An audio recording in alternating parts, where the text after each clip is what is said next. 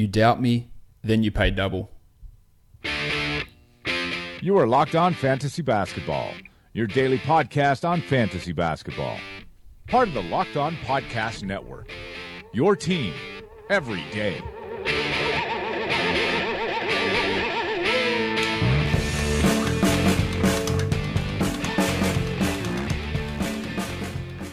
Hello and welcome to the Locked On Fantasy Basketball podcast brought to you by Basketball Monster. My name is Josh Lloyd and I am the lead fantasy analyst at basketballmonster.com, and you can find me on Twitter as always at redrock_bball. We have got 5, I think, of the season recap podcasts left. We're going to be doing those 5 this week. More stuff happening this week. An NBA draft preview show coming tomorrow. We've got an NBA mock draft coming Wednesday, I believe it is. And then, of course, the NBA draft happening on Thursday. So when you're up on Friday morning or whether it's late Thursday night, there will be a recap show for that as well. So make sure you're still subscribing to this podcast and tuning in and listening to all that draft action and season recap stuff before we start the new season for real, which ticks over basically as soon as the NBA draft's done. Now, of course, some more information about those dynasty leagues. It's still taking applications. I've sent out some invitations for 3 of the leagues. Still waiting for some of those people to accept those invitations. So if you have submitted an application, be on the lookout over the next couple of weeks as I set up all of those leagues and you get those invitations to join those leagues. Of course, if you want priority access, the guys who are Patreon subscribers get first crack at those dynasty leagues. Yes, we will still be doing redraft leagues. We're going to be doing a shitload of redraft leagues this year. The Champions League for head-to-head league, they all got emails, and the Roto League champions, they all got their emails. There'll be 12 different head-to-head leagues. There'll be 12 different Roto Leagues. I'm going to, hopefully, if there's enough interest, introduce a points league branch of the Champions League as well. So 12 separate points leagues where the winners of all those go into a Champions League next season. There'll be paid leagues, there'll be free leagues. We're also going to do some draft-only leagues, some best ball points leagues, some draft-only head-to-head and Roto leagues as well. And I'm hopeful I can push the number of leagues that I run this year to over 50. We're currently at 36. Hopefully we can push that to over 50 for this coming season. So plenty of opportunities for you guys to be part of some pretty competitive leagues against some smart fantasy people who, of course, hopefully listen to, or they listen to this podcast. But let's talk about what we're here to actually talk. Actually, before we do, check out Locked On NBA. We're still doing our mock draft over there. 3 episodes down. The 4th episode is probably out by the time you're listening to this, so check that out as well. Lots of great stuff over on Locked On NBA. I was also a guest on Locked On Bulls across the weekend too, so check that out, talking about the Bulls front office. I'm sure you'll enjoy those rants. Draft selections, free agency, Zach LaVine, Chris Dunn, all that sort of stuff. So check out Locked On Bulls as well. Enough waffling, enough rambling. Let's get to it. Thank you, Michael Bolton. We are going to talk Boston Celtics in today's podcast, a team who obviously were very impressive this season, took the Cavs to 7 games in the Eastern Conference Finals, despite all the significant injuries that they copped throughout the year, most notably Gordon Hayward, but then to end the year, Kyrie Irving. They finished the year with a 55-27 record, second in the Eastern Conference, and that's where they ended up finishing after the playoffs were done. They have still got plenty of assets in the tank or coming up. The Grizzlies pick, the Clippers pick. They've got players coming back. They've got free agency sway. They've got the best coach in the NBA. So there's lots to like about this Celtics team, who you'd have to say realistically they have a shot at a 60-win season next year, a shot to be the number 1 seed in the Eastern Conference, and to produce some really interesting stuff for us fantasy-wise. For the upcoming draft, it is the first time in a while that they don't have a high pick. Pick 27 is their selection because all those Brooklyn Nets picks are out of their cache of assets, with that last one being traded in the Kyrie Irving trade, which now, of course, is property of Cleveland at the number 8 pick. So just pick 27 for Boston. Boston coming up in this draft. Who knows what Danny Ainge is able to do? He clearly has the ability to swindle trades. He's got those future assets. We keep hearing whispers about Celtics maybe looking to move up. I don't know how realistic that is, but when it's Boston, I don't think you can really discount anything in terms of what Ainge is able to do. With upcoming free agency, they do have some decisions to make. Probably the most notable one is Marcus Smart's restricted free agency. You can talk as much as you want about Smart and his lack of shooting, and it's poor. He is an integral part of what this team does defensively. He's a very good point guard. Passing wise, he can hit shots occasionally. He takes some dumb shots, no doubt about that, but what he provides as a defensive option, guarding 1s, 2s, 3s, sometimes 4s, is almost, you can almost say it's invaluable. His contract is going to be really intriguing. A couple of unrestricted guys. Oh, actually, the other restricted guys, you've got Jabari Bird, who was a two-way guy this year, and John Gibson, who they signed late in the season, are restricted. Then you got Aaron Bainesy Baines, Shane O'Larkin, and Greggy Munro, who are all unrestricted. As Greg runs in, we realise this could get dangerous. Baines was obviously a key factor for this team, helped them get over the Philadelphia 76ers hump in the playoffs. He's really strong at what he does. Who knows if they're going to be able to afford to bring him back. They might not be able to, depending on how other offers go, but that's an interesting one. Munro, I don't think they'll be too worried about if he doesn't return. They've also got a few blokes on non-guaranteed deals, Abdul Nadir, Shemi Ojale, and Daniel Vanilla Tice. I think Vanilla Tice will be back. He had that knee injury at the end of the season. He was really strong. Ojale played really well. Nadir, it depends what they need to do with cap space, but getting a cheap asset like that, he probably will be back for this team as they head into the 2018-19 season. Let's take a look at where they sort of ranked across numerous categories this season. They had the best defense in the NBA, the 18th best offense, and they ran the 22nd fastest offense. But that number one defense was a clear factor in what they were able to do. They held teams to the second worst effective field goal percentage across the NBA. They were 8th in three-point attempt rate, only 18th in getting to the line. So there is obviously some pretty significant room for improvement in their offensive game. Defensively, though, they were really strong at being able to limit what opposition teams were able to do against them, and that enabled them to withstand the injuries that did plague their season all throughout. Let's go into the fantasy value. And of course, every player that I talk about on this team, it has to be thrown with a caveat that Gordon Hayward wasn't there. Hayward played, what did he play? 5 minutes for the season, scored 2 points. This is a guy who's a top 25, top 30 type of mainstay in fantasy. And his minutes, his production, they have to be factored into it when looking at it for next season. But guys like Kyrie, Jaylen Brown, Jason Tatum, they're still going to play their minutes. We're not going to see Jason Tatum play 22 minutes per game. Now, sure, perhaps his usage does dip, although it was still only 19.6% this season, below average. Jaylen Brown at 21.3%, maybe he cops it, but the guy who surely is going to lose out here is Marcus Morris, who played 27 minutes and had a usage of 23%. He's not a good player, so Gordon Hayward will just basically take all of those minutes, a few other ones there, and Morris will be restricted to a much more limited role that'll push Shemi Ojale out of the rotation for majority of the time. There will be some adjustment for guys like Tatum, for Brown, for Horford, and perhaps for Irving as well. But overall, I don't think there's going to be gigantic drop-offs. But maybe when we're looking at guys like Brown and Tatum specifically, the ability for them to take gigantic steps forward, that might be impacted upon. So they might not go backwards. They just might not take that big second year or third year step forward that we expect from so many players. So while it might say, well, he didn't get worse, he might not have gotten better in that sort of similar vein that other players in that age group do. So there is some intriguing stuff there. I'm not going to talk too much about Hayward at this point.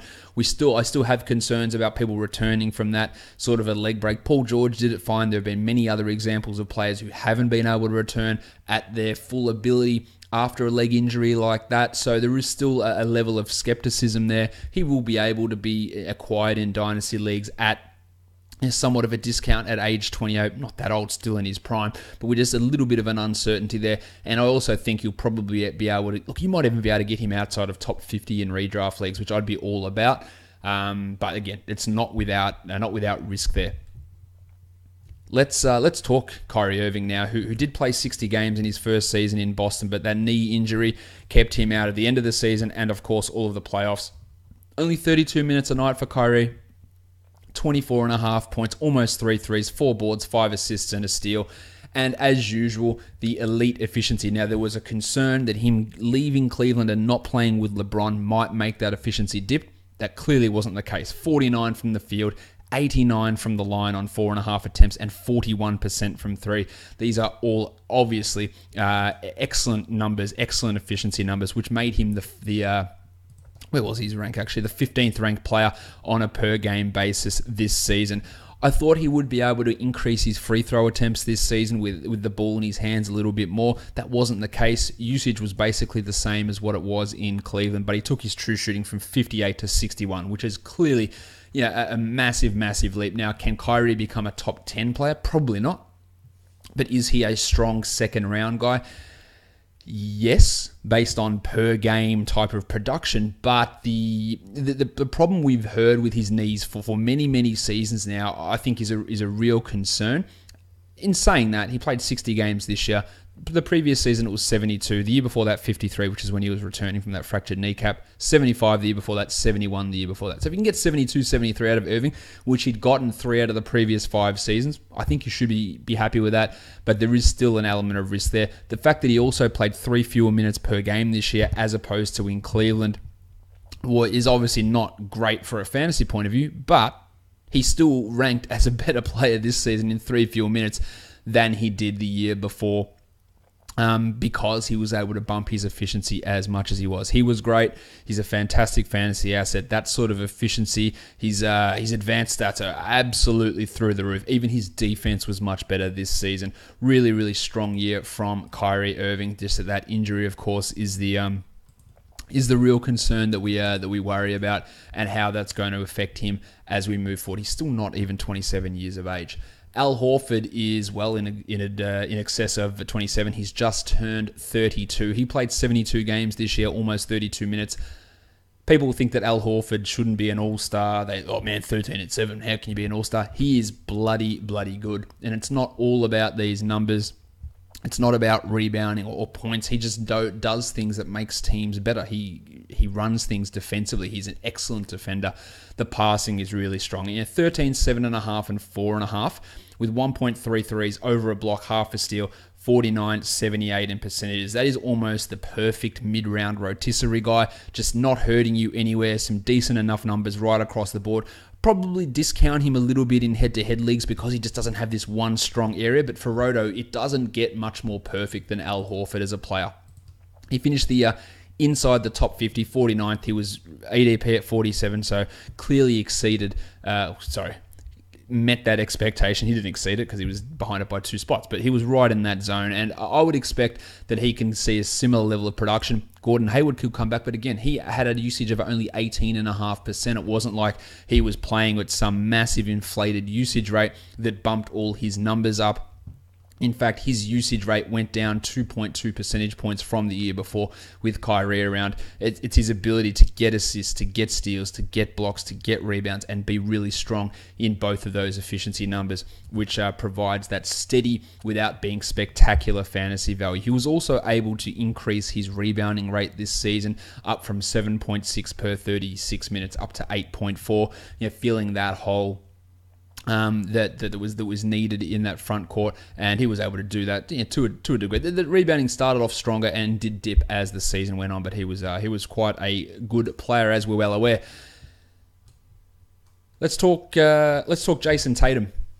Spoke about him on the draft recap shows, the first one of those, part 1, at length, obviously. He was excellent, 20 years of age, played 80 games in 30 minutes, the 72nd ranked player in fantasy, 14, 5, and 1.6, a steal, 0.7 blocks, 1.3 threes, 48 and 83, with 43% from 3. Now, he was shooting in excess of 50% from 3 for the first couple of months, so much so that I said if he would finish the season with a 50% three-point percentage, I would shave my beard off live on the show. That clearly didn't happen despite Jalen Rose's prediction that it would. Not my beard, the three-point shooting, but it was still a great year from him. Now, he started off red hot, had a big, massive dip in the middle of the season. I guess you could say that, well, not you guess, because it did. It coincided with him breaking a finger and the birth of a newborn baby as well, but started to pick it up again at the end of the season. Now, when Tatum came into the draft, he didn't show this sort of shooting at Duke. He was like a 34% shooter at Duke. He wasn't this super efficient sort of a player. So, when I looked at his numbers and his translations, it was very much like Horford-esque. Like, he's just sort of average in every category. What's he giving me that's good? And that's basically where we're at still with him now. 14 points is average. 1.3 triples is pretty average. 5 rebounds is pretty average. 1.6 assists, a bit below. A steal, it's average. 0.7 blocks, it's average. He gets the boost that puts him inside the top 100 because he went 48 from the field. He went 83 from the line. But even those, they're average. Z score for his field goal percentage, 0.08. That's bang on the middle. Z score for his free throw percentage, 0.033. In fact, the biggest number of his in his Z score categories in terms of deviation from zero was his assist, and it's a negative 0.71. So he didn't have one single category of at least 1 or negative 1. He was just average in every category, very similar to the way that Al Horford is, making him an absolutely superb roto guy. But how can he take that to become a top 30, top 40, top 20 sort of a fantasy guy? What improves? Well, people say, I can see him being a 25 point per game scorer in the NBA. Yeah, he's going to have to take a shit ton more shots. He's going to have to be 8, 9 percentage points higher in his usage. He can do that, and he has to do that, though, while maintaining this level of efficiency of 59% true shooting. That might be a tougher ask, but will he ever be able to get you four assists? He showed more in that area than I thought he would. He still wasn't great in terms of assists. Can he develop 1.5 steals? Can he get a block per game? Can he hit 2 to 2.5 threes per game? I suppose they're all possibilities.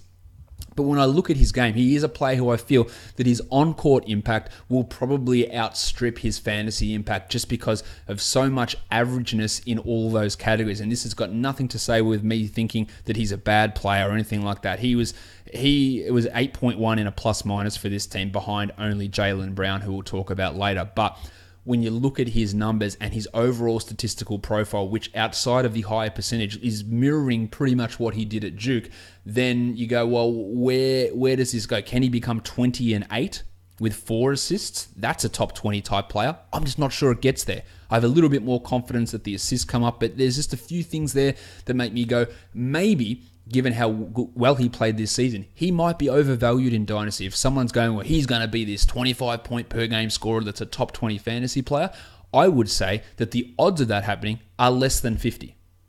Less than 50-50, less than 50% chance. So if you can get someone else or get assets back in a trade for someone who is significantly overvaluing Tatum based on aesthetics, based on sexiness of him taking shots, making shots, being the best player on a team in the playoffs as he was, that doesn't always necessarily translate to fantasy. And one of the categories is not, was he the best player on a team at age of 19 in a playoff series? That's not a category. You need to be able to get your rebounds and assists and steals and blocks and maintain that efficiency while bumping your usage up. And there are a few question marks there. He can clearly do it, but it's not there. It's not guaranteed just at this point, and many people are going to disagree with me. Man, he's going to be a stud. People will say that. Oh, no concerns about that, and that's a huge possibility. That's right. But when I look at these things and these overall profiles, there is that element of maybe it doesn't quite get there. Maybe top 45, top 40 is upper ceiling for Tatum, which is still great, quite clearly. Let's talk. Should we talk about? Yeah, I'm going down the list of rankings here of players, and one name that comes up here is Greggy Monroe. But majority of his numbers were put up in Phoenix in that absolute shit show of a situation where he'd play one game and then be a DMP those other ones. He had his moments in Boston, but we know what Monroe can do when he's given the opportunity. He was actually the 115th ranked player this year, despite playing only 20 minutes per game, averaging 10 and 7. What he is a high rebounding, decent scorer, good efficiency, high steal center. Now, will he find himself on a role where he can play 28 a night? Probably not, which means that his ability to get back into the top 75 is probably going to be stunted. But we saw that when he got those opportunities in Phoenix and played those minutes, the numbers were there. His defense is still a struggle. It's not as bad as what it's made out to be all the time, but it's still not great, and that's going to limit what he can do. So I think the days of Greg Monroe being a top 100 fantasy guy are probably cooked at this point. Let's talk about Marcus Smart now, a guy that that I love in a considerable way. He had some injuries again with that hand, and his stat line doesn't look overly sexy because he just cannot shoot for shit. 30 minutes a game, 10 points, 3.5 rebounds, 4.8 assists, 1.3 steals, 1.5 threes, half a block, 37 and 73% with 30% from three for a 48% true shooting. Now, in saying all this, and those numbers don't sound great, he still had a better fantasy season than Jaylen Brown. 135th for the year, Jaylen was 137th. Now, Smart cannot shoot, has yet to have a 40% shooting season in the NBA. He's been under 30% from three for the past 3 seasons. Cannot crack a true shooting of over 50. But look at those. That combination of 5 assists, 1.5 steals, even the 1.3 triples is a real positive for Marcus this season. And I talked about Jaylen Brown having, Jason Tatum not having any category above and plus or minus negative 0.7. Marcus Smart had 2 of those. His assists and his steals were at 0.9 and 0.8 respectively. His field goal percentage was negative 1.7 in the Z scores. His points was negative 1. So he's got peaks and troughs, but he's got those categories where he can be more of a positive influence. He's really only fitting certain teams, mainly punt field goal percentage teams, but the ability to get you rebounds out of the position, 3s, assists, steals is where his value really comes in, and I think he's a tremendous player. And if he went to another team in restricted free agency and they said, you are our point guard and we want to play you 32 minutes as the point guard, he could average 6.5 assists. He could average 5 rebounds, 2 steals, 1.5 threes, probably still only 12 points on shithouse percentages. But those other numbers, they could be really useful for a team. So he's someone that people hate in fantasy, but it's got to be the right team that you're building around. But he can be helpful in those areas. Now, some of his advanced numbers weren't great for the year. The win share stuff wasn't great. A PER of 10, but a strong defensive box score plus minus, and a strong on-off of +5 for Marcus Smart for this season. Now let's talk Jaylen Brown, a man that I mentioned already, a guy whose game looks great on the court, highlight dunks, big shots. It's just not that good for fantasy. There were people after his first couple of big games this season, and it was probably and this happens every year, and I'm going to highlight it again next season, that after the first couple of games someone has, nonsense trades will go down. I had multiple people tell me they were trading Bradley Beal away to get Jaylen Brown. It was stupid at the time. It ended up being stupid as the season went on, because he's just not this great fantasy player. Now, his first game, 25-6 with 2 steals, was excellent. 18-5-3 the next game was excellent, but he just doesn't produce the sort of numbers you want from a fantasy point of view, and couldn't even crack the top 135 this season. 31 minutes, 14.5 points, that's pretty good. 1.7 threes, 5 rebounds, 1.6 assists, a steal, half a block, 47 and 64. With 40% from 3 for a true shooting of 56. So why was he so bad? Well, it's the free throw shooting. 64% on 3.3 attempts it's almost as big a negative as what Marcus Smart is for field goal percentage. So if you can say, oh man, you can't have Smart because he kills your field goal percentage, it's exactly the same for Jaylen with the free throw percentage. And 64% might not equate in your brain to 37% from the field, which Smart was, but in terms of overall fantasy impact, it's close. It's a negative 1.7 for Smart. It's a negative 1.4 for Brown. So Smart's is a little worse, but they are still relatively close. And much like Jason Tatum, no assists, lowish steals, not many blocks, okay rebounds, not high scoring, usage 21%.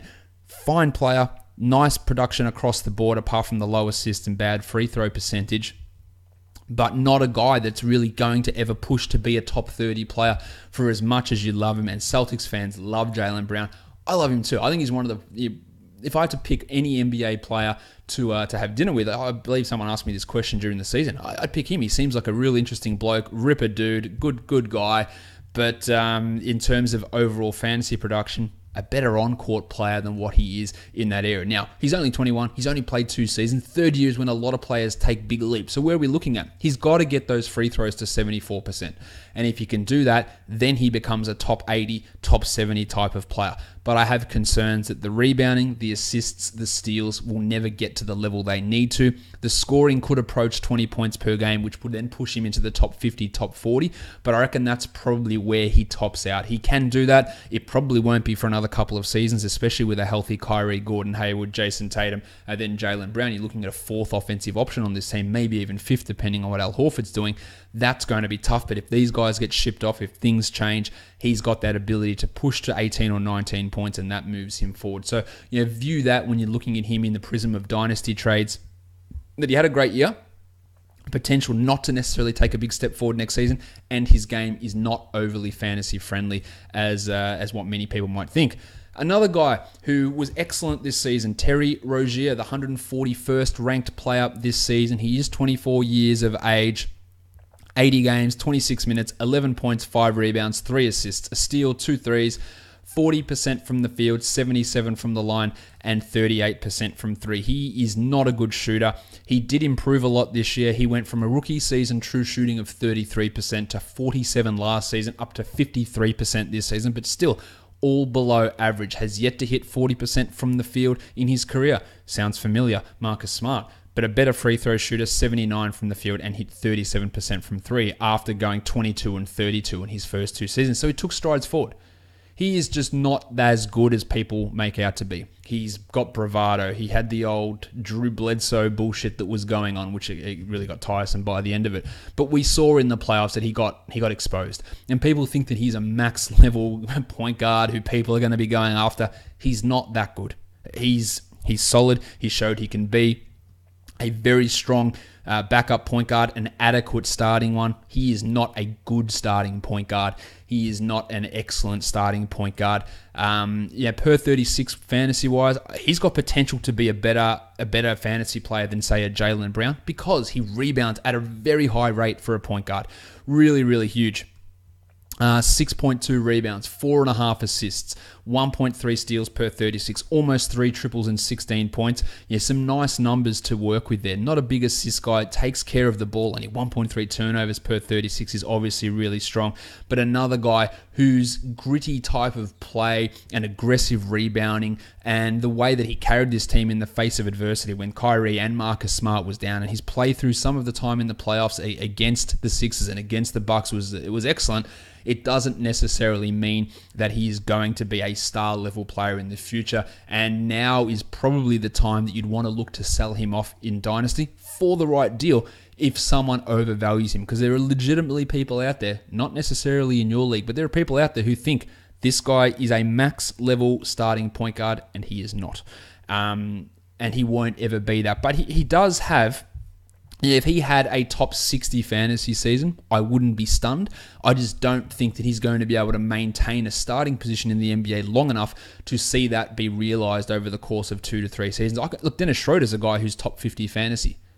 But how long is he going to be a starting point guard in the NBA? Probably not that long. And I think that's a similar thing with Rozier. There are many guys like that who might not be actually good enough to stay on the court, but if they were able to stay there for 7 years as a 32-minute per game guy, you'd love that for fantasy value. He might do it for 1 year and then be like, yeah, we probably need someone better than Terry Rozier. And that's sort of the way that I feel about him. He was actually a negative 2.6 this season in on-off numbers, which clearly isn't great. It's not terrible, but it's not great. But defensively, he was strong rebounder, really, really strong rebounder as well for a point guard. You can tell me, have I been critical of these players? I think I've heaped enough praise on them, but a guy I'm not going to heap much praise on is Marcus Morris. He is just an infuriating player to watch. He's definitely up there in the shit bloke rankings. Although, to be fair, and I do try to think of myself at least of being fair to people and providing unbiased analysis. He was better this season. He played much better under Brad Stevens than he had in Detroit. Really not a stunner there. He still has issues, and it's a weird thing to me that he actually took his usage rate up this season, moving to a better team, went to 23%. He did average 14 points, 5.5 rebounds with 1.3 assists, but defensively he gives you nothing. 0.6 steals and 0.2 blocks. 43, 81, and 37 is his percentages in 27 minutes per game. This is a guy that needs 36 minutes a night to even crack the top 120, which is what he did in 15-16 with Detroit, 36 minutes and the 115th ranked player. Just much like Jaylen Brown. Similarly to Jason Tatum, he just provides average numbers, 13.5, 5.5, 1.3, 0.6 steals. The defensive numbers are lower than those other two guys. Poor efficiency, 41 from the field, but he has got no upside whatsoever, and he is not a guy that you should be looking at as anywhere close to 12, 14, 16 team leagues next season, because he is going to be the guy that cops the hit when Gordon Hayward is around, and I think at this point we're looking for him to go from 27 minutes per game. If he went to 19 minutes per game or 21 minutes per game, I don't think that anybody would really be too stunned by that. Let's talk Vanilla Theis, the big German who came across and was really excellent this season. 26 years of age, 15 minutes, 5 and 4, 0.3 triples, an assist, half a steal, 0.7 blocks, 54, 75, 31 from 3 with a true shooting of 61%. He was the 245th ranked player this season.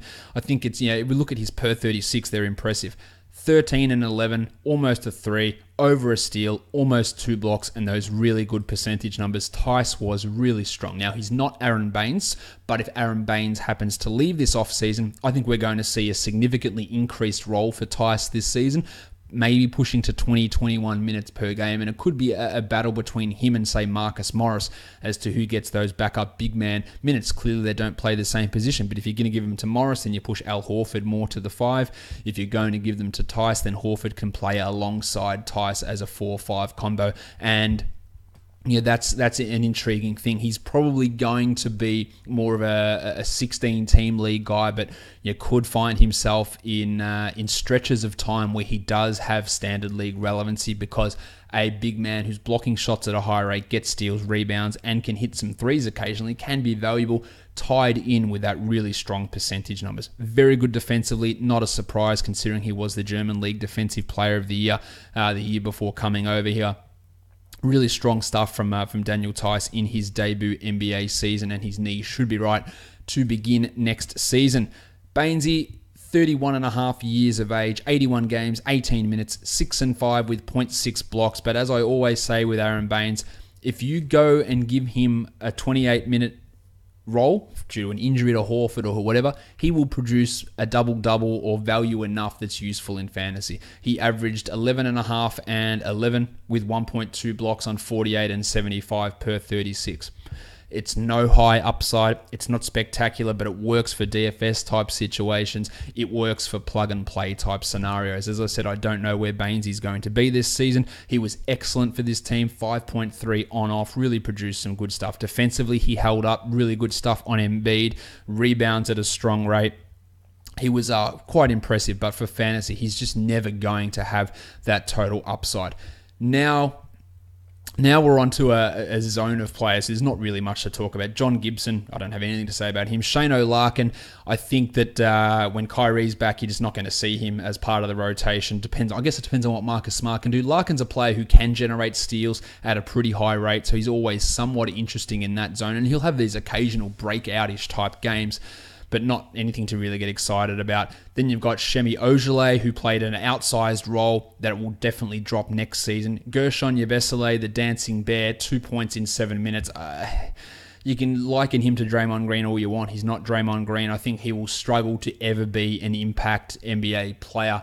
Some of his profile looks good if he's part of a trade at some point that sees him move into a 25-minute per game role. He'd be a flyer type player for fantasy, but I'm not overly interested in it. The shooting stuff is a real worry, and some of his defensive mobility. While Abdul Nadir didn't really light the world on fire during his playing time this season, he was far from horrible, but he clearly wasn't great as the season went on. A PER of 5.1, and while that's not the be all and end all, it clearly isn't very good. And they're two-way guys, Jabari Bird and Kadeem Allen. Allen's already 25 years of age. Bird is 23.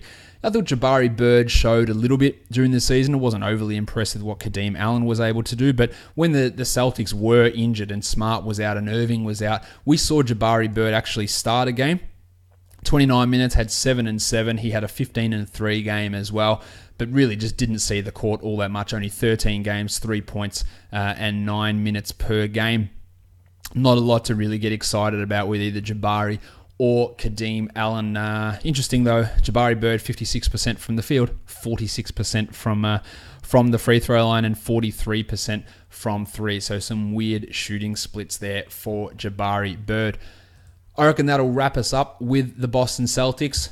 Don't forget, check out my Twitter account at redrock_bball. Find that application for the Red Rock Dynasty Leagues. I'll be putting more out later on in terms of applications for the redraft leagues. You heard all my talk about it at the start. Check out Locked On NBA. And of course, all those leagues are hosted on Fantrax. So if you don't have a Fantrax account, sign up with one over there, and that's the email address you need to put on those application forms so I can send you those invites. Fantrax is by far the best place to host your Dynasty leagues. It nowhere even comes close to it. So many different things that you're able to do on that website, as you'll see with the Dynasty leagues that I'm putting out. I hope you guys have been enjoying the season recaps and especially the draft preview stuff. Another one of those coming tomorrow. Hope you guys are looking forward to it. Subscribe to this podcast, Apple Podcasts, Google Play, TuneIn, Stitcher, Spotify, and YouTube. Thumbs up, 5-star ratings. You know the drill.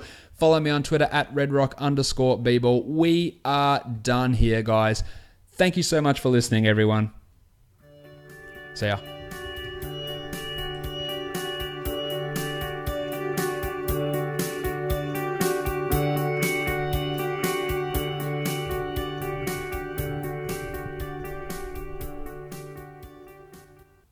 Terry Rozier.